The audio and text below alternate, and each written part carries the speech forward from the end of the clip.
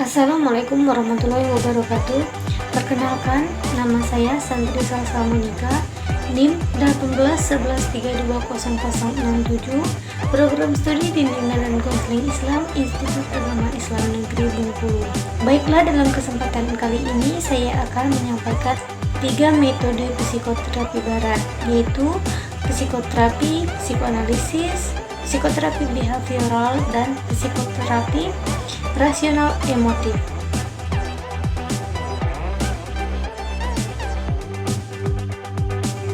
Baiklah, langsung saja kita memasuki materi yang pertama, yaitu psikoterapi psikoanalisis. Pandangan manusia terhadap psikoanalisis ini, yang pertama, pesimistik.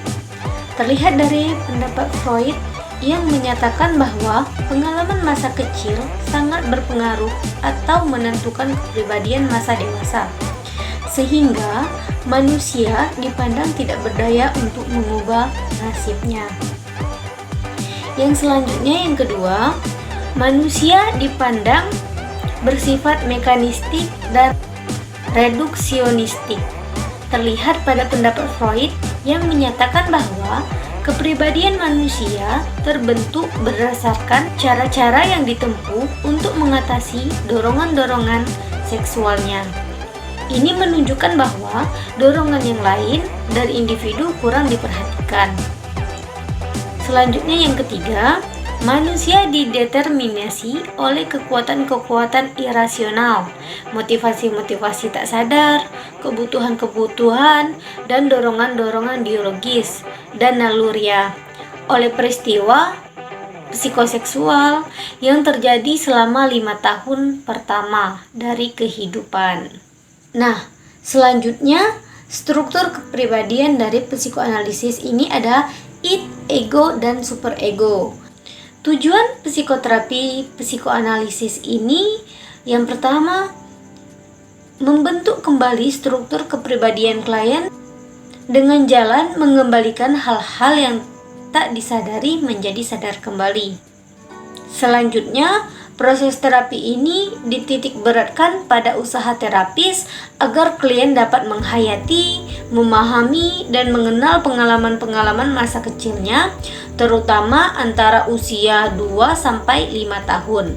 Pengalaman-pengalaman tersebut ditata, didiskusikan, dianalisis, dan ditafsirkan dengan tujuan agar kepribadian klien ini dapat direkonstruksikan kembali. Selanjutnya, teknik-teknik konseling. Yang pertama ada asosiasi bebas. Terapi asosiasi bebas ini adalah suatu metode pemanggilan kembali pengalaman-pengalaman masa lalu dan pelampiasan emosi-emosi yang berkaitan dengan situasi traumatik di masa lalu. Nah, pasien secara bebas mengungkapkan segala hal yang ingin dikemukakan, termasuk apa yang selama ini di alam bawah sadar. Pasien mengungkapkan tanpa dihambat atau dikritik. Namun ada hal yang menjadi salah satu hambatannya, yaitu pasien melakukan mekanisme pertahanan diri saat mengungkapkan hal. Nah, sehingga tidak semua hal bisa terungkap. Maka, pasien diminta untuk berbaring di dipan khusus dan psikoanalis duduk di belakang. Pasien psikoanalis tidak berhadapan langsung, sehingga diharapkan pasien dapat mengungkapkan pikirannya tanpa merasa terganggu ataupun tertekan. Yang selanjutnya itu ada teknik analisis mimpi. Teknik analisis mimpi ini adalah prosedur yang penting untuk menyingkap bahan-bahan yang tidak disadari dan memberikan kepada pasien atas beberapa area masalah yang tidak terselesaikan. Freud menganggap bahwa mimpi merupakan jalan keluar menuju kesadaran, karena pada saat tidur semua pemikiran yang ditekan di dalam bawah sadar bisa muncul ke permukaan. Nah, pada teknik ini difokuskan untuk mimpi-mimpi yang berulang-ulang, menakutkan, dan sudah pada taraf mengganggu. Yang selanjutnya itu juga ada analisis resistensi. Analisis resistensi ini adalah dinamika yang tidak disadari untuk mempertahankan kecemasan. Terapis harus bisa menerobos kecemasan yang ada pada pasien, sehingga pasien bisa menyadari alasan timbulnya resistensi tersebut.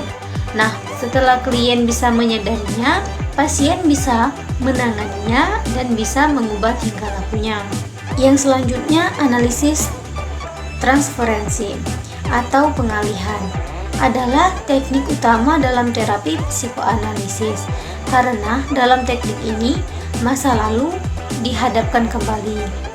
Nah, pada teknik ini diharapkan pasien dapat memperoleh pemahaman atas sifatnya sekarang yang merupakan pengaruh dari masa lalunya.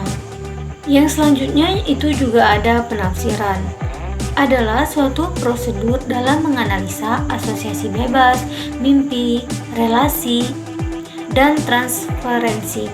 Nah, dengan kata lain, teknik ini digunakan untuk menganalisis teknik-teknik yang lainnya. Prosedurnya terdiri atas tindakan-tindakan analis yang menyatakan, menerangkan, bahkan mengajari klien makna-makna tingkah laku yang dimanifestasikan oleh mimpi-mimpi, asosiasi bebas, dan resistensi.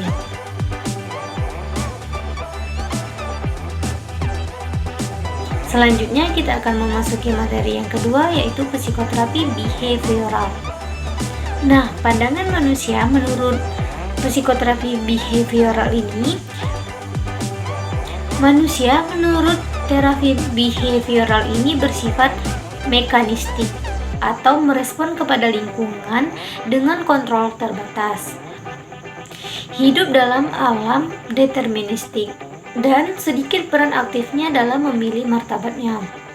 Manusia memulai kehidupannya dengan memberikan reaksi terhadap lingkungannya, dan interaksi ini menghasilkan pola-pola perilaku yang kemudian membentuk kepribadian. Perilaku seseorang ini ditentukan oleh lingkungan. Selanjutnya, tujuan terapi ini itu untuk memperoleh perilaku baru, mengeliminasi perilaku yang mengadaptif, dan memperkuat serta mempertahankan perilaku yang diinginkan. Nah, peran terapis dalam psikoterapi ini berfungsi sebagai konsultan, guru, penasehat, pemberi dukungan, dan fasilitator. Ia juga bisa memberi instruksi atau mensupervisi orang-orang pendukung yang ada di lingkungan klien yang membantu dalam proses perubahan tersebut. Selanjutnya, teknik terapi behavioral. Yang pertama, desensitisasi sistematis. Teknik ini diarahkan kepada klien untuk menampilkan respon yang tidak konsisten dengan kecemasan. Dalam teknik ini juga melibatkan teknik relasi, di mana klien diminta untuk menggambarkan situasi yang paling menimbulkan kecemasan sampai titik di mana klien ini tidak merasa cemas lagi. Nah, selama relasi, klien diminta untuk rileks secara fisik maupun mental. Yang selanjutnya itu terapi implosif dan following. Teknik implosif mengarahkan klien untuk mengembangkan situasi stimulus yang mengancam secara berulang-ulang karena dilakukan terus-menerus, sementara konsekuensi yang menakutkan tidak sesuai. Maka diharapkan kecemasan klien akan tereduksi atau terhapus. Nah, yang cocok dalam teknik ini seperti fobia, neurotik, dan psikotik. Selanjutnya itu ada pelatihan asertivitas. Teknik ini mengajarkan klien untuk membedakan tingkah laku agresif, pasif, dan asertif. Nah, prosedur yang digunakan adalah permainan peran. Teknik ini dapat membantu klien yang mengalami kesulitan untuk menyatakan atau menegaskan diri di hadapan orang lain. Yang selanjutnya teknik token ekonomi. Teknik ini dapat diberikan apabila persetujuan dan penguatan lainnya tidak memberikan kemajuan pada tingkah laku klien. Metode ini menekankan penguatan yang dapat dilihat dan disentuh oleh klien. Token ekonomi ini dapat dijadikan pemikat oleh klien untuk mencapai sesuatu. Misalnya untuk mengatasi klien yang pemalas. Nah, misalnya kita menyuruh dia itu untuk menyapu. Lalu kita kasih dia hadiah sebagai imbalan karena dia sudah mau melakukannya. Selanjutnya itu ada terapi aversi. Teknik pengkondisian aversi digunakan untuk meredakan perilaku yang tidak diinginkan dengan cara menyajikan stimulus yang tidak menyenangkan, sehingga perilaku yang tidak diinginkan tidak muncul. Perilaku yang dapat dimodifikasi dengan teknik pengkondisian aversi adalah perilaku maladaptif. Nah, seperti merokok, penggunaan zat adaptif.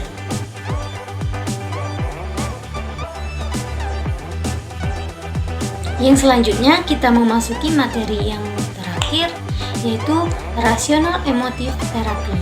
Pandangan manusia menurut rasional emotif terapi ini, manusia bersifat rasional dan juga irasional. Masalah-masalah emosional terletak pada berpikir yang tidak logis. Banyak perilaku emosional individu yang berpangkal pada self-talk atau omong diri atau internalisasi kalimat-kalimat, yaitu orang menyatakan keadaan dirinya sendiri tentang pikiran dan emosi yang bersifat negatif.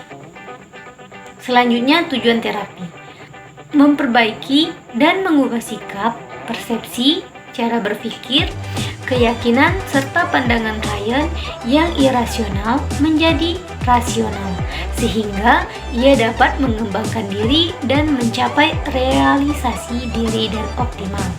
Selanjutnya tujuannya itu untuk menghilangkan gangguan emosional yang dapat merusak diri seperti benci, marah, takut, rasa bersalah, cemas, was-was sebagai akibat berpikir irasional, dan melatih serta mendidik klien agar dapat menghadapi kenyataan hidup secara rasional dan membangkitkan kepercayaan diri, nilai-nilai, dan kemampuan diri.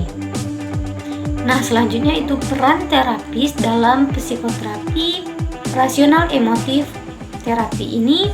Yang pertama, terapis dapat rasional emotif behavioral bersifat aktif dan efektif.